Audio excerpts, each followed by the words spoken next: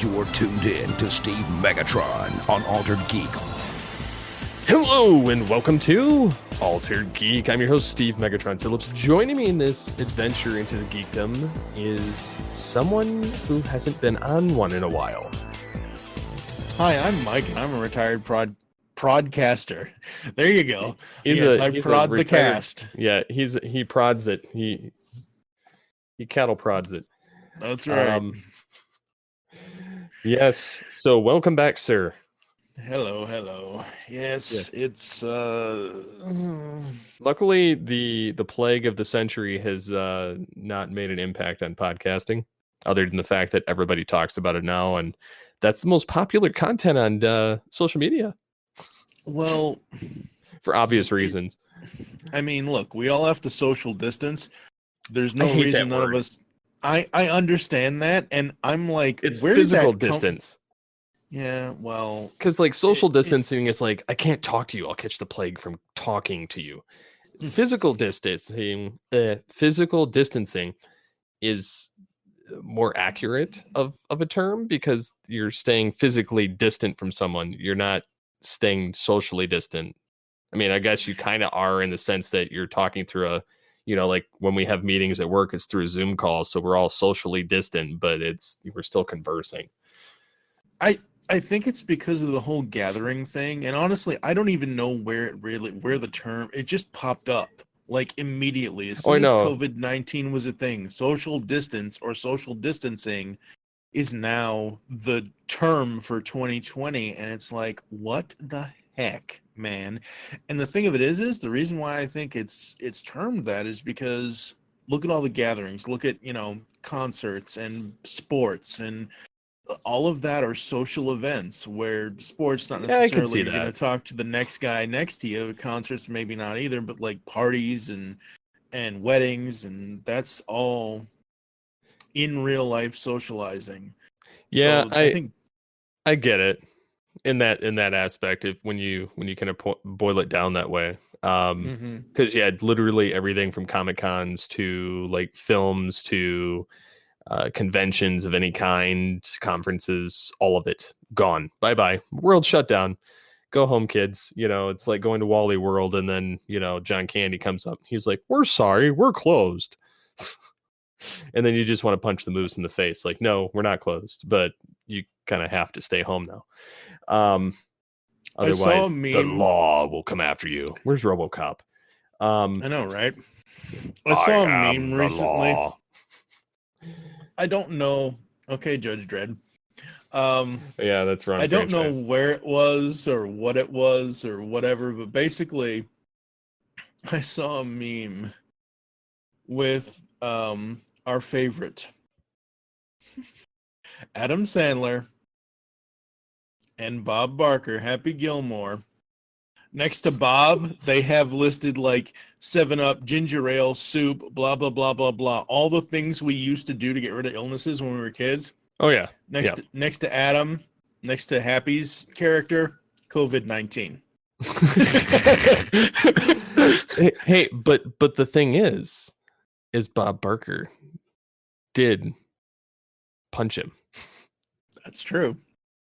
And just beat the living crap out of him. So technically that's not as accurate as it should be.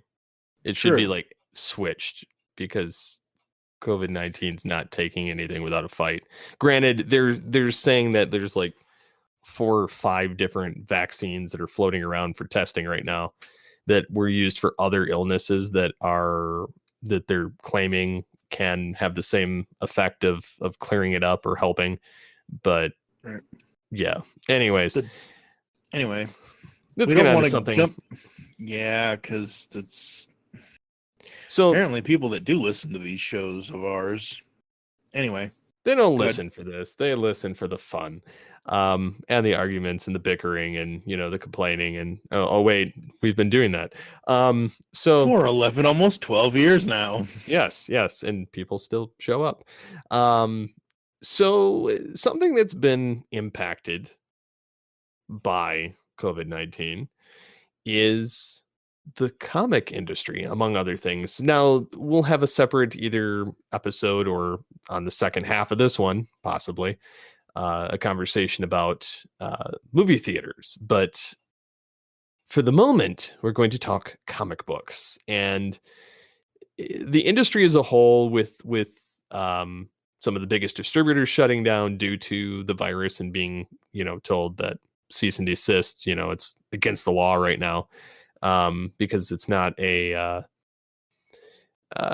exception to their rule. It's not something like food or healthcare or media or something in that realm. So it's been ordered to shut down temporarily, for obvious reasons, for not spreading it, not getting the employees sick, and kind of just in that fashion. But there's a ripple effect, and this has been happening for a number of years anyway with the comic industry, and this just kind of is not helping its case at all. No, not really. So lay it out for us, Mike. So basically, Diamond Distributing, the distributor that does comics,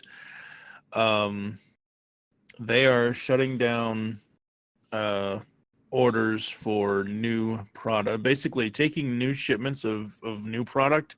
They're not doing that anymore because of the virus and everything else. And Diamond confirms that it will cease shipping new products. However, reorders will continue to be fulfilled from a secured warehouse. The head of Diamond urges retailers to look for creative solutions. The move is also in the face of stoppages from shops and publishers alike, according to the president of Diamond, and Diamond is aware of the many problems facing shops in the midst of the COVID-19 pandemic. Who knows when it's going to be able to move again? It's one crazy thing. Yeah, I mean, a lot of this virus is killing a lot of industries. And it's not just killing industries. Like, I wish I could find the link I had pulled up the other day. The people that have died from this thing, the number is astronomically large. Well, and the thing is, yes, majority of people, myself included, didn't take it very seriously when it first came out. And to be honest, like, I definitely feel for everyone that has lost a loved one in this, or has gotten it, or been sick. And this is just throwing it out there because, I'm going to be transparent and honest about it.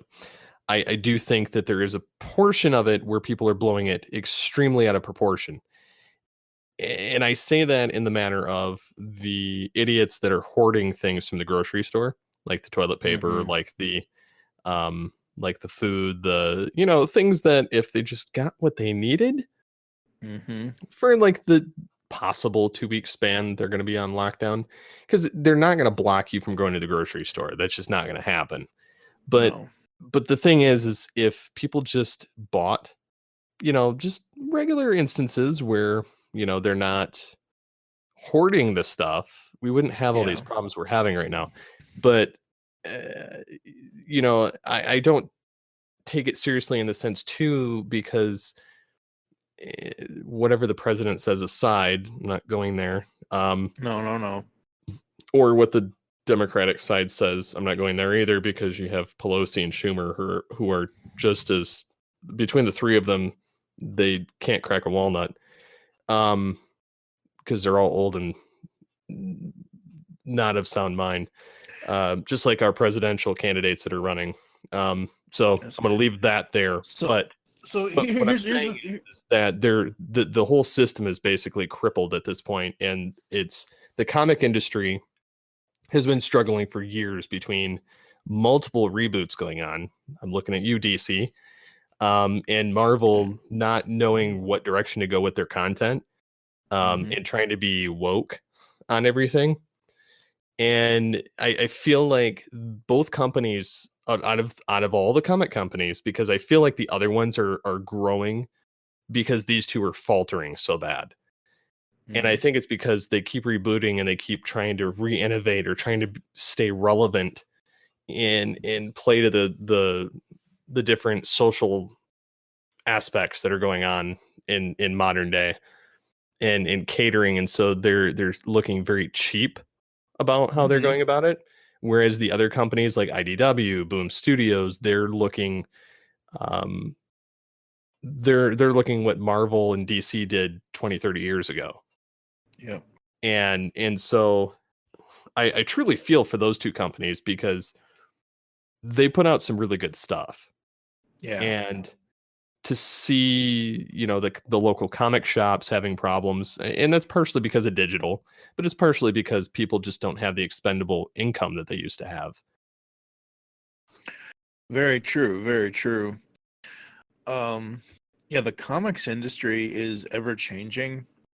And the pull bag has been around officially 7 years as of this past March 5th or 6th. I forget what the original date was eventually of it.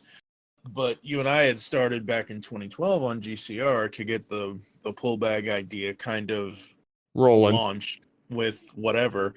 And so we've been talking comics on the GCRN for at least 8 years.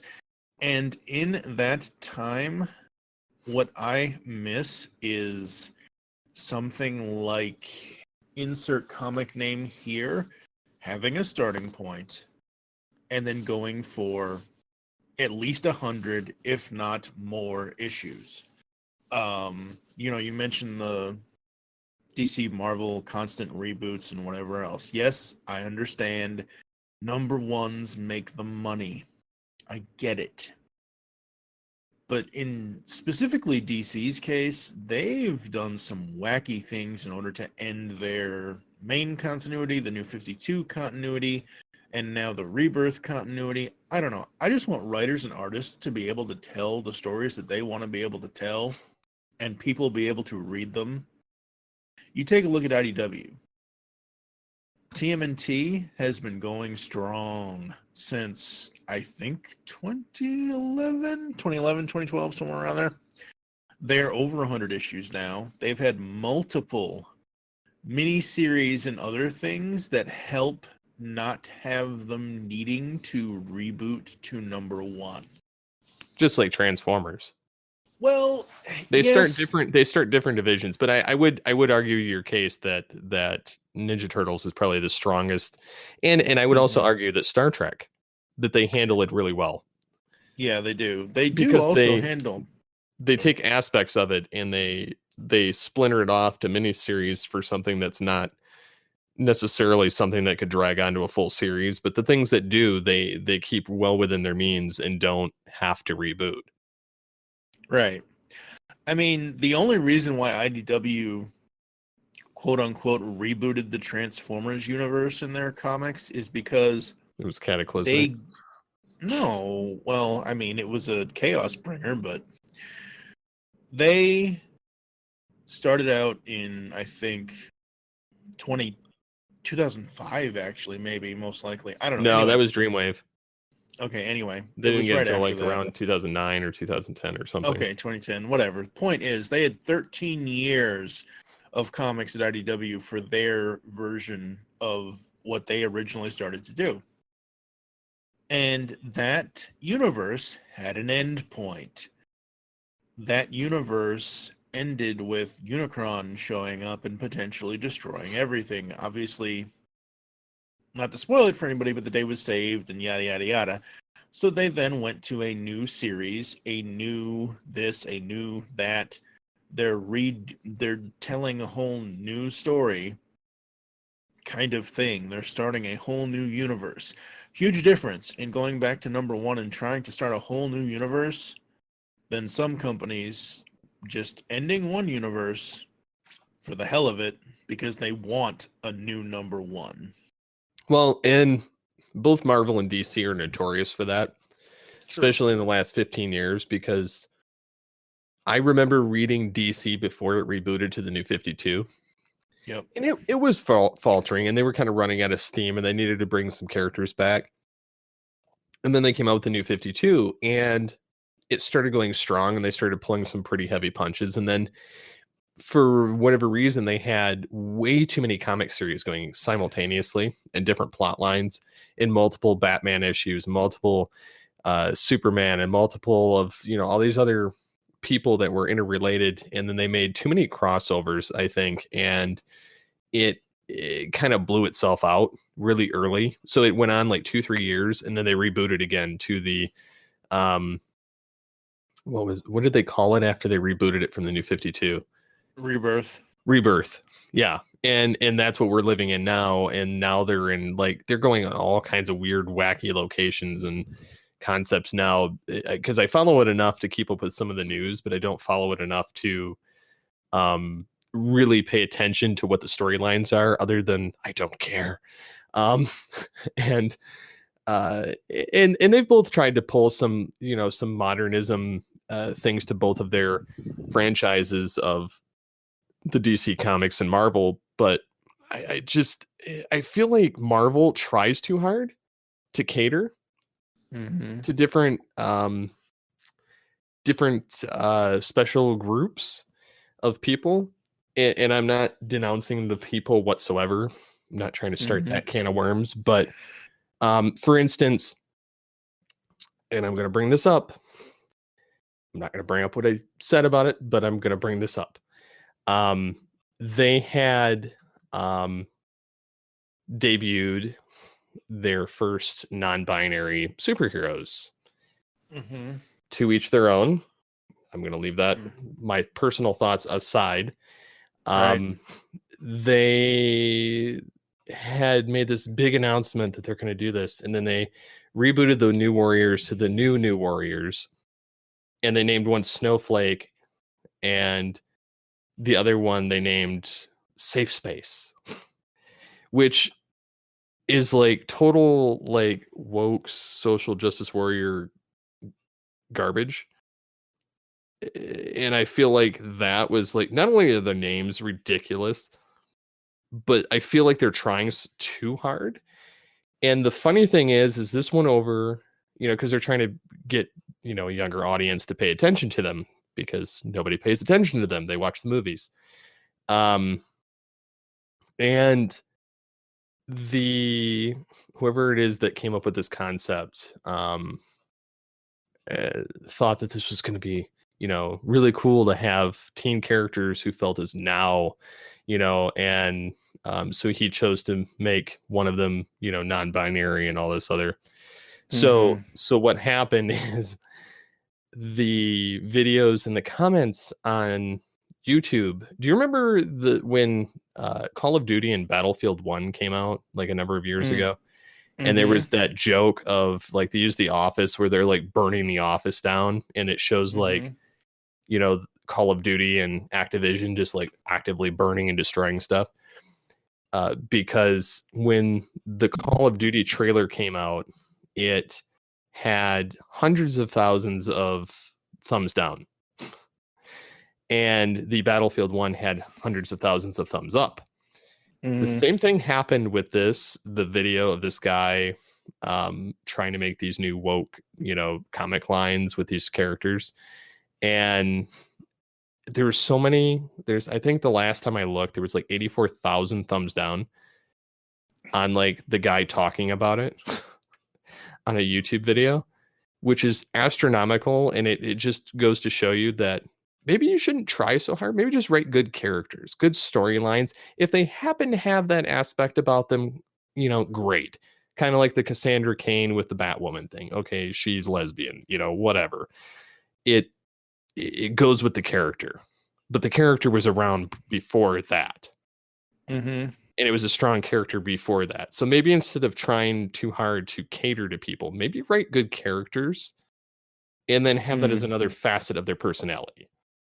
Yeah. And that was more so what I was getting at when I was beating on I inadvertently said something that caused fandom and some other places to unfollow me and give me rigorous hate. And I used GIFs like as memes to comment because I used those to comment rather than physically saying anything, because I was like, it's less damaging if I use a meme, because then it's, it didn't matter. People still attacked me, but I had to lock down the Twitter account. last week because I did that. But what I was getting at is like it was more so a dig at Marvel. It wasn't a dig at the people. So, right. But it's funny because an article I'm reading about this, it says Marvel's decision to incorporate, these characters in line with its decision to make its newer comic arcs woke is a decision that hasn't proven fiscally responsible. And according to Screen Rant, the entire comic book industry is now close to failing. So, yeah, it's in a roundabout way. Like I'm trying to say that, for one, with Diamond being closed down, who is a major player in the distribution game, it's kind of, if they're closed down, that means that like the local comic shops are going to hurt, which in turn is going to hurt sales on comic books themselves, because people are going to be hoarding their money in the event of having to spend $100 on toilet paper that they shouldn't have to spend because people hoard it during this time. But I don't know, like I feel like they just don't know what to do anymore. And I think it kind of partially boils down to the fact that they've got inexperienced writers, which is the same problem that's plaguing like the Star Trek TV shows right now. Because we had a discussion on Future Imperfect, which if you haven't listened to that, it's going to be out before this. I'm recording this the day after, but I haven't released the other. So we were talking about how poorly Picard is written, and we had all these theories of how we thought things should go. And it was more so, it was more so like this whole thing about how they have multiple writers per episode when it's not needed. And the problem with that is they, you don't get a cohesive storyline. Like with Picard, there's trying to make it like this serialized show, kind of like Deep Space Nine was towards the end, and how they've made Discovery. Well, the problem between both Discovery and Picard are they're both dystopian. There's nothing uplifting about either show, so it's depressing from the get-go. Right. Because you're either dealing with a war or a war on AI, which season 2 of Discovery and Picard are both a whole war on AI, with another faction involved. Like Discovery has Section 31, and Picard, they created the secret police to the Tal Shiar, which is the Zhat Vash, whatever. But the whole problem I'm seeing is like there's no original ideas. They're just like pulling crap. Like Dodd was like, it's Mass Effect. He's like, Picard is basically the storyline of Mass Effect. He's like, do they not have any, and they rip things from like Babylon 5 and some of these other sci-fi franchises, and it doesn't really feel like Trek. And I get it. Like most of the characters don't feel like how they would have portrayed their characters had they evolved. And I get that it's 20 years later, but the stories feel like they're hitting these, like they got to hit these beats like they do in a movie, but they're not actually, there's no stakes in it, in a sense. Like, yeah, we kill off tertiary character from the original airing of TNG, but it doesn't really affect anything. Like there's a lot of throwaway somehow in this 10 episode season that could have easily been like 7 episodes if they cut the filler. Out of the episodes of it that I've seen, the only one I really enjoyed was when Riker shows up. Yeah, that was the only one I fully enjoyed because again, it felt like TNG. And I worry, like, I don't know if you've seen episode 9 yet. I have not. Okay, I'm not going to spoil it, but they do something in that is very obvious, and it's not. There's like not a lot of intelligent writing, but everybody's doing the best with what they've been given. so I'm wondering how they're going to wrap this up in the 10th episode, which again, by the time of this recording, the 10th episode is not out yet. So, but again, it still circles around to the comics. Like, you have people that are inexperienced at it that probably shouldn't be like your head writers, and for the program, like maybe they should be consulted by people that have actually written for the franchise before you let them loose and do whatever they want. Mm-hmm. And I feel like that's what's happening with the comic industry, and it's what's happening with the television industry, is you're getting a lot of garbage pumped out just for the sake of saying, oh, we've got new content, we've pushed this envelope, we've done this, and it's revolutionary, it's different, it's new, but it's garbage. And so ultimately it's not going to be remembered very fondly. Whereas, you know, looking back at Deep Space Nine, people hated it from the get-go. 20 years later, people love it because it's actually good writing. I liked DS9 because, again, like I've said in this show and other shows, you're the diehard, I'm more the casual. Yes, I grew up with TNG, but I never saw all of it. I mean, I just never did. And honestly, I probably still have not seen every episode of all of the series. I periodically, like, I sit on Netflix and I will, yes, I'll watch some of the same episodes numerous times. But I look for the ones where I can see that, because it shows your progress bar of what you've watched. I purposely will seek out the ones I have not watched, or if I remember it's a really crappy episode, then I'll skip it. But if I can't remember it at all, I'll watch it, give it a shot, and then be like, okay, I'll never watch this episode again, but at least I've seen it. And so that's kind of the boat I'm in with some of this. And it makes it really difficult when you're watching a serialized show, because you have to watch every episode to understand everything going on, even though they give you a 5-minute recap at the beginning of every episode anyway. But it's, I don't know. I feel like we shouldn't have to feel like we're getting through stuff. And that's kind of why I don't buy comics anymore, is I felt the stories were just blah. Like, I love the art on the covers, I love the art in the pages, but the story just sucked. And so, like, I quit doing it, aside from the fact it was a cash strap. I can point you in the direction, and I know I've tried to point you in the direction of several things that I think you would enjoy, that you don't have to spend 80 years trying to catch up. Again, like we mentioned earlier, TMNT, perfect thing. I can get you the chronology of how you're supposed to read it and whatever else, and I think you will really enjoy it. I mean, Joe and I have been doing that. I would be down for trying that at least for a couple of, volumes, just to kind of see how it goes. And probably the new Transformers too, just to kind of see, because ever since Dreamwave lost the license because the guy embezzled money and didn't pay his artists, douchebag. But ever since that happened, I never really gave IDW a clear shot, because they had cleaner art. They didn't have that like shiny, like aesthetic and kind of boxy feel that I was getting from Dreamwave that I really enjoyed. So I never really gave them an actual shot. Like, I gave them some here and there depending on what it was, and I kept some. And obviously the Beast Wars stuff was by far my favorite content because it was Beast Wars. If they ever wrote that again, I would so love to help write it, because I know Beast Wars in and out. Unlike people at CBR.com. Love how I'm just bringing this full circle. I just love how plant-based that comment is. I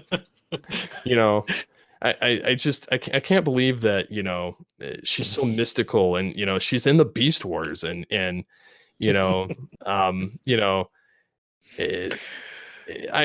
for those that are wondering, I'm referencing someone who wrote an article in December of 2019 of Transformers, the 10 lamest secondary modes we can't believe exist. Or they could have just said the 10 lamest transformations, because they only have 1 or 2 modes. There's no like alternate, like there's not a third mode. Unless you're a triple changer. Yeah, and that doesn't happen in Beast Wars unless you're like Optimus Primal or a Transmetal. True. But he references Rat Bat and kind of runs down like very vague information, and then starts saying Soundwave and his cassettes are lame. Says he's cool, but and says that if you're in the 80s, he's the coolest idea ever. And he says the only thing is, how useful is this? After a single espionage mission, if the Autobots are smart, then he says, who put the boombox there, and then all the different cassettes. And I'm just like, really? He's espionage. Yes, he's, more than likely they're not going to notice a very tiny cassette player. But my favorites of the botchings on here were the Beast Machines related content, because none of it was Beast Wars in here. But they reference Beast Wars every time. And what's hilarious is the Botanica one that's on there. It says, sure, every universe kind of needs a plant-based villain. First, she's not a villain, which tells me they've never watched the blasted show. Exactly. Because she's a hero. She's a Maximal that happened to crash on a plant-based planet and came back and had to be reformatted by Optimus Primal, by the Oracle. But anyways, it says for Batman, it's Poison Ivy. For our Autobots, it's Botanica. They're not Autobots, they're Maximals. Get it right. Botanica is a transformer that can turn into a plant, has some mystical capabilities and personality traits. She's a scientist that sometimes doesn't know when too much work is too much. Okay, I'll give him that. She was introduced in Beast Wars, which is notably not a high point for the series. No, she was introduced in Beast Machines, and Beast Wars is what saved the franchise and made it so that it still exists today. But then he concludes with, well, she is a pretty boring character, definitely worlds away from the guns and supersonic jets of the Transformers world. She does have some really cool powers, like being able to interface with the afterlife. She's essentially like a much less interesting, badly animated version of DC Swamp Thing. Seriously, though, Beast Wars looks absolutely awful, and while some Transformers got to turn into cheetahs, she's a plant. And then they spelled cheetahs wrong, and again, in reference Beast Wars. And Beast Machines, I could see where people would not like it if they were used to the aesthetic of Beast Wars, for the smooth, and the styles that they went for, because they weren't blocky anymore. But again, wrong series. And then they talk about how lame Cheetor is. They reference Supreme Cheetor, which again, it's a toy. It's not the series, it's the toy that they're referencing. And says again, Beast Wars here is a wreck, or is here. Beast Wars is here to wreak its unholy havoc on us. Again, Beast Machines, not Beast Wars. Cheetor is a young apprentice of Optimus Primal. Okay, yes, he kind of was. And then he says, you read that right, Optimus Primal. Like, he's never heard of Optimus Primal in Beast Wars or Beast Machines. Cheetor is an incredibly boring-looking character, with Supreme Cheetor being the toy incarnation of the character. He's not boring. He's actually, quite intelligent and evolves throughout the entire series. From a hot-headed hot rod. And it says he's a hot-headed young character who really doesn't know how to control himself yet. A blank slate that really shouldn't exist. He's a yellow background with black spots all over him. And that may be the case in Beast Wars, but as he evolved and changed forms and transformations, and then through Beast Machines, he became as wise as Primal was at the beginning of Beast Wars. Yeah, exactly. This is going to kind of transition into wanted to talk about my Google feed, because I saw that story on my Google feed and I sent it to you, or I sent it to whoever it was. You dropped it in our Facebook group. Yeah. So I understand that CBR is kind of like the go-to thing when it comes to comics and whatever else, and they generally have fairly reliable news sources and whatever else on certain things. However,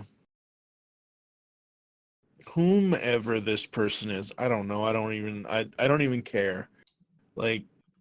Please do your research first. Well, this is the funny thing. They primarily write about Dragon Ball Z and other manga and anime and Full Metal Alchemist and things like that. They have no idea on any other kind of content like literally nothing else. Like all of their other content is anime based, like solely 100% anime based, which tells me this person has never seen it, but was assigned this article and had no choice but to do it.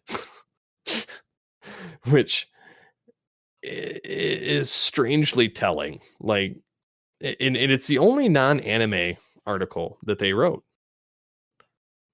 out of the 10 that are on there that this person's written. Whereas this website could have hired someone who knew about it, whether it be. Yeah, exactly. Like, here's the funny thing. I saw that article. Go to TF Wiki. Well, yeah, exactly. Do your own research. But here's the thing. I saw that article and I'm like, oh, you've got to be friggin' kidding me. And as soon as I read it, I'm like, you know what? I'm going to go over here to Tubi, which Tubi is an app that I have. It's a TV app. Tubi has G1. Tubi has Beast Wars and Beast Machines. Nice. That you can watch all the episodes for free. Yes, there are ads here and there, but it's not bad. I mean, considering these shows aren't on Netflix or Hulu or whatever, like I think Transformers Prime is the only one that's left on Netflix right now. Anyway, point is, I'm like, oh, I love Beast Machines. I'm going to rewatch Beast Machines. I think I'm on like the 4th or 5th episode of season 1 right now. And that's when I started looking back at that article and I'm like, this person doesn't know what they're talking about. Well, and especially that's not a good thing. Well, and especially for the ones that, I don't know, reviewed the series. Still, to this day, to my knowledge, you'd have to do some research, but I'm still claiming to fame that we're the only in-depth Beast Wars. Damn. There's one other show that's doing it now. And they each episode, they break down one episode of the program. They don't do it like how we did it, which is different. They're putting a different spin on it, and they're a little bit more sarcastic, and they kind of do things differently, and then they do their show on YouTube. Granted, it still doesn't get any better downloads than what we did 10 years ago. But nevertheless, we were first, and we did deep dive, and we got to talk to some of the writers and some of the people that were involved that a few are not among us anymore, or accessible. So yeah. Well, I was talking like Larry DiTilio. But yeah. So I mean, when you kind of break it all down, again, I don't know. It's just it's something that drove me nuts when I worked for writing articles for tech websites. They want you to pump out garbage as quickly as possible. They kind of give you your guideline, and I'm not dissing websites that give freelancers work, and I understand that they're just trying to pump stuff through the machine for Google purposes and for viewers. But the problem I had, and it depends on the site you write for. I wrote for a couple of different ones. One of them I could pump out 6 or 7 a week if they gave them to me. The other one, it was kind of like you got assigned it, but half their stuff was like too difficult to write about. You had to do like an obscene amount of research, and their website was so clunky on the back end, it was not worth the effort. But the other site, you could put in some effort to do some research, and then you write it, and then it was in a WordPress background, so you could write in that. Again, perfectly fine. I usually knew a pretty decent amount of stuff. Although the only thing I didn't like is that they would still assign you articles for things that you knew nothing about. So for instance, every now and again, I would get an iPhone or an iPad question. I don't own them, and I hate them. So I had to write about them. So I felt so disingenuous writing about them, about products I'd never tried, because they were stealing them from the other site I ended up writing for later. And I felt disingenuous writing about it, or like I had to write one of how to podcast. Okay. I was assigned that one because 1, I asked for it, and 2, I was like, I could do this with my eyes closed. Yeah. And they were like, we want you to push these 2 combo packs that are on Amazon.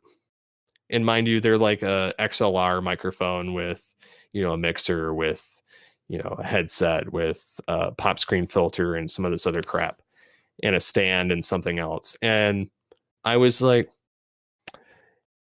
it was supposed to be for beginners or people that are novices that don't know anything about podcasting.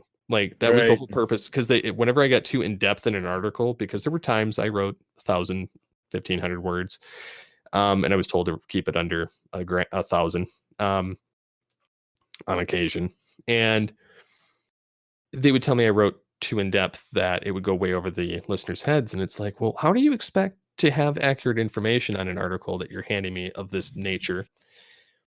Because I'm not going to write garbage, and I'm not going to leave things out, because then otherwise it's not a complete article. It's not a complete how-to. And so I felt, I don't know, I felt like I was riding the line there, and it kind of drove me nuts. But I wrote it, because that's what I had to do. But looking back on it, much later, the podcast article, with writing it, I would have never included those combo packs, because I personally use a Blue Yeti microphone. I have a pop screen filter. I have a retractable arm that's on my desk that holds the Blue Yeti.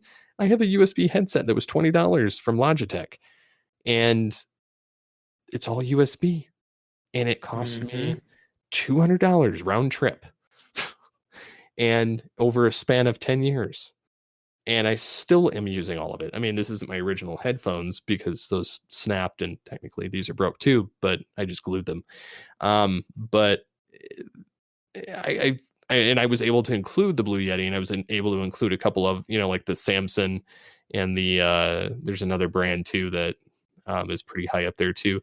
But I included those 3 in there for the single setup. And I didn't feel disingenuous writing about those or the rest of the process of podcasting or software, because I had to include software as well. And I would completely knew. I was like Audacity, Adobe Audition, and if you're inclined, use Pro Tools. But other than that, it was pretty cut and dry. But I had to include those other 2 things because I was told to, not because I wanted to. Because it was an affiliate sponsor link thing. And so again, it depends on the website and their integrity, and whether they actually proof your material, or whether they actually have a writer that cares about the material, whether it's actually accurate or not, or whether they put the effort into it. Even if I didn't know something about iPads or iPhones, there were times that I spent ridiculously a long time trying to figure out how those things worked, because I had to write about it. And again, you would do the research on it. Yeah. And it would sometimes take me half a day to do all the research on it for something I knew nothing about, like apps. They wanted me to write about apps too. And I didn't know about them, because like certain apps, because I didn't use them. I didn't have an iPhone, or even if I had it on an Android, I didn't use the apps because I didn't want to download them. So I would do enough research that I didn't need to download them unless I actually wanted to try it. Like Google Pay, I learned about from writing one of those articles, and I actually tried it and I actually use it. But again, it's kind of boils down to that. I feel like a lot of sites are doing clickbaity stuff with their topics and their titles, and recycling old content so that it filters back through, which I get they're going to do that because it makes the most sense for SEO. But you shouldn't see something that's 6 months or older, because if you're on a pop culture site, you'll see an article that was maybe from 6 months to a year ago about something that happened in the show that's no longer relevant now, but it's somehow still in the latest posts on the website. Yeah.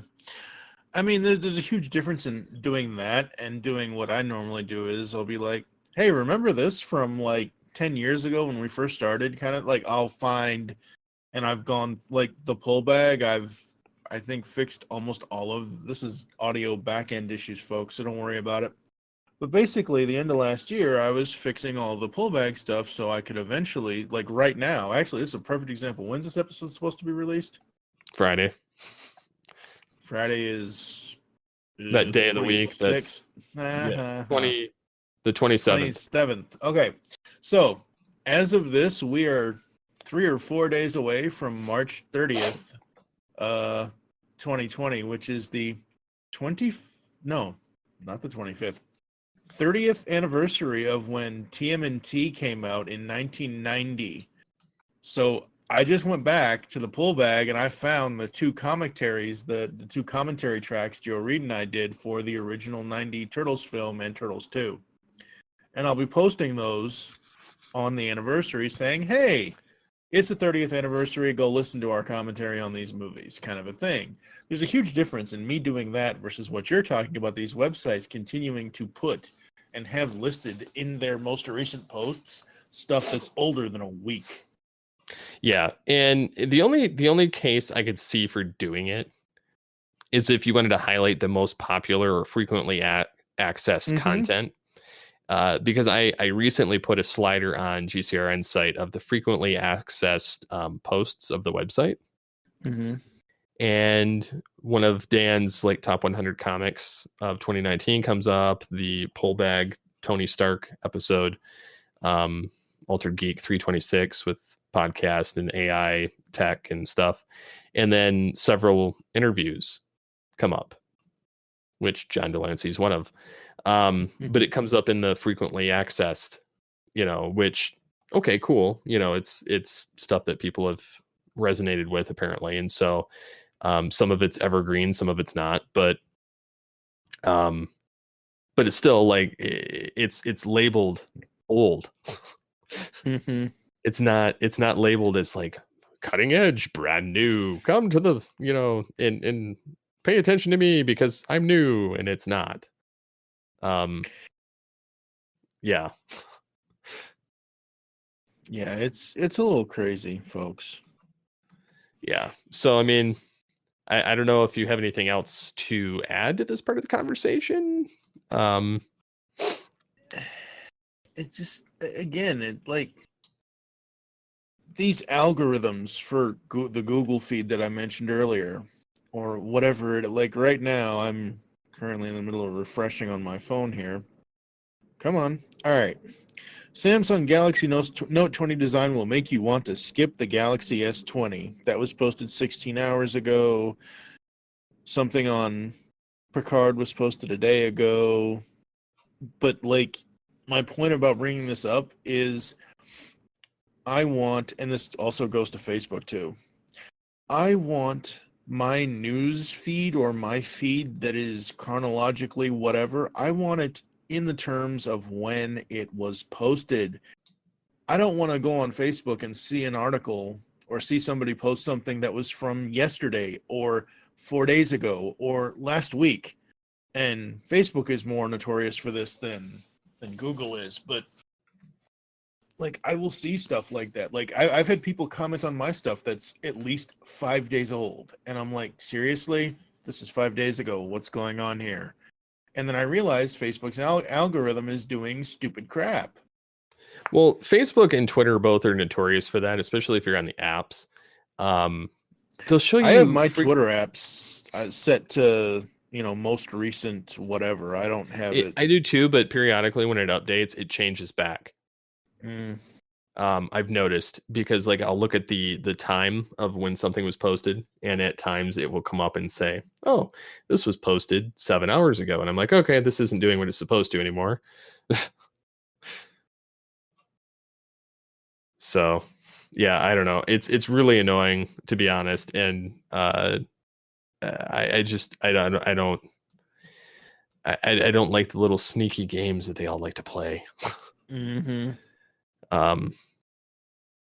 So that aside, yes, got some feedback on a previous episode. We had what was it? I think the last episode we did was beginning of March for this show.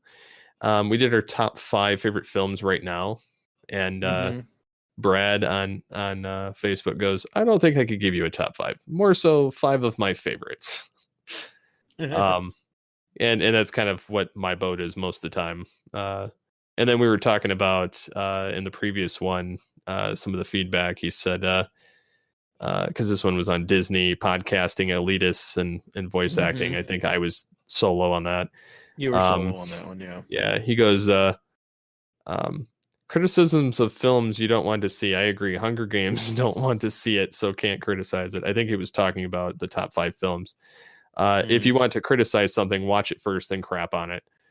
And then he says, one last thing. With everyone indoors now, I've seen some podcasters creating extra content for listeners.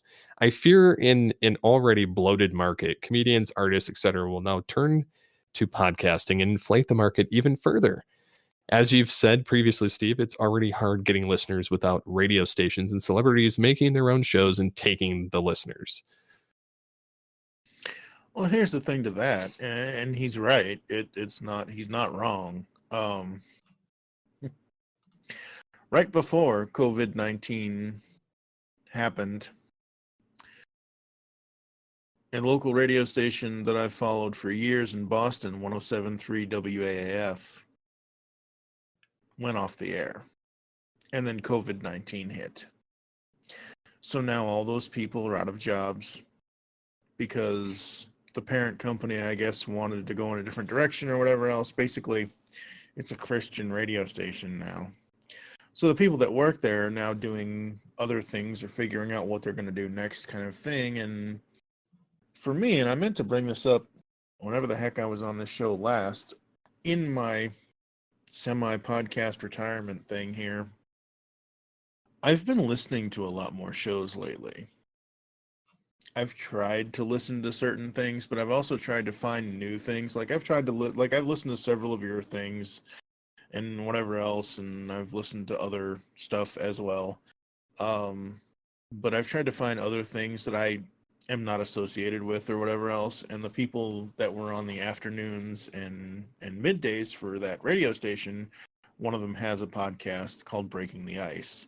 Originally, I guess it was a hockey podcast. I don't know, whatever. Anyway, but I listened to that, and I listened to a few other things. I'm starting to listen to shows again, and I haven't done that. Like I said last time I talked about this, when you're someone like me who can't have or can't maintain a real job because of my physical disabilities, and you have all this time on your hands, you want to put in. That's why I even started podcasting, was I had all this extra time on my hands when I was doing the job I was doing back in 2005 or whatever it was. I would listen to a whole bunch of stuff, and then I started producing a podcast, even as a novice. Any podcast, it doesn't matter if it's a comic podcast, like especially if you're someone like me who wants to review stuff, you have to either read, watch, listen, and then do additional research before you even hit that record button. You have to have some sort of format for the show. Yep. That kind of thing. It's not just hit record and say whatever the frack you want, kind of a thing. So I stopped listening to all the stuff I was listening to because I was the one doing the producing. Well, now that I'm currently not producing anything, not on a mainstream level like I was, I have more time to listen to stuff. So I've mentioned on the show before, Music Talks with Terry Smith. I love that show. Part-Time Nerds, Full-Time Dads, which I think you'd get a kick out of. It's Mike Laidman from Twig, and formerly of Twig or whatever you want to call it, and his buddy Chris. And it's a dad podcast, but it's also a geeky podcast. So I think you should check that out. Like I said, this new one that I'm listening to, Breaking the Ice. I've even listened to several episodes of Michael Rosenbaum's show.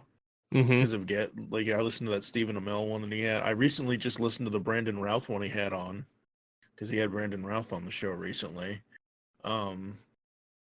So, it's one of those things where in listening to some of the stuff, I'm getting more and new and different ideas to where I want to go further once I get back to full production. Yes, I still want to finish producing stuff like Powers of Grayskull series with Optimus Solo. I still want to do other things with other brands that we've created over the it's so old at this point. We probably shouldn't even release it, but I started doing my 50 years of Scooby-Doo spotlight on Tooncast last year with Optimus Solo and Neil, and I didn't even get the first episode edited and released. Tooncast basically stopped at episode 230, even though I still have episode 231 recorded. Life has just been strange, and it's even more strange now because of the virus. Yeah, it's definitely changed the world, and I'm not certain if it's good or bad. Either way, it's gonna get worse before it gets better. I mean, that is for sure. But it's basically skyrocketed now, but they slowed it down as much as they can at this point. It's just the numbers game is just not going to play out the way they see it going. Everyone is going to get infected at some point. That's just the matter of how it's going to be. But I think for this episode, though, I think we've about wrapped it up. So we'll be back on another episode to discuss the cinemas and streaming. And I know you don't have anything to plug right now, but what are some of your go-to comic episodes of the Pull Bag that you would recommend people to go check out if they want to hear some of your thoughts on the comic industry? I know it's kind of throwing you out there, but you usually know. Yeah, well, yes, I know. Any of our TMNT episodes that we've been doing since 2014, I believe, any of those, the Batmite episode that you talk about how DC really doesn't have anything for us, whatever, or anything that we're super interested in. Yep. That 6-issue Batmite miniseries was hilarious. The Batman Beyond stuff is the main title that I've kept up with for DC because it really is really good. You can check out all of our Transformers and TMNT coverage in the Pull Bag. I think it was episode 337. You can listen to that. I'm kind of on it. I'm not really on it. Ryan the Uneven Flow Merkley, Lady Wreck, and Jen apparently talked about 13 years of Transformers comics at IDW. So if people want to get a general overlook, there are probably going to be spoilers on that episode. But if you want to get a general outlook or overlook of what IDW has done, you can listen to that. What I'm really proud of, though, is what I did at the end of last year. I did several episodes on Geekcast Radio with several different people. Episode 194, I believe, is with myself and Tom DJ talking about how fandom is broken and how we can fix it. We also talk about his modern fandom manifesto. It's these little rules that he wrote down about how fans should, behave amongst each other. Like, just because somebody likes Lord of the Rings doesn't mean I have to. Just because you love Star Trek, and I, like I said, I have a passing enjoyment of it, but if we all like the same thing, the world would be boring. So you can check that episode out. Even though it's more timely to Thanksgiving, my interview with local restaurateur Big Ed from Big Ed's Barbecue back in Illinois, that was really fun. I love doing that. He actually has, I'm hoping, I'll have you get it later. I had him record a GCR promo for us. Basically, this is Big Ed from Big Ed's Barbecue from Waukegan, Illinois. You're listening to the Geekcast Radio Network. And at the end of it, he's like, sucka. So I recorded that promo. That was kind of fun. Just a whole bunch of stuff. I've been doing this for going on 12 years this December, and I've done a lot of content. Whether it's new or old, folks, just go listen to it. And with that, where can the good people find you on the internets at the moment? I'm on Twitter. Don't really do too much with it because apparently we both get in trouble when we're on Twitter. Yes, we do. Art is subjective, folks, and Yes. no one is going to say, no one single no-name artist is going to save the comics industry. No, and anyway, just because he clamors for somebody to call him doesn't mean it's going to happen. So I'm so at anyways, TF2 and Mike on Twitter. I'm at SCP-21 at Altered Geek. So until next time, get altered, get geeky with the Altered Geeks.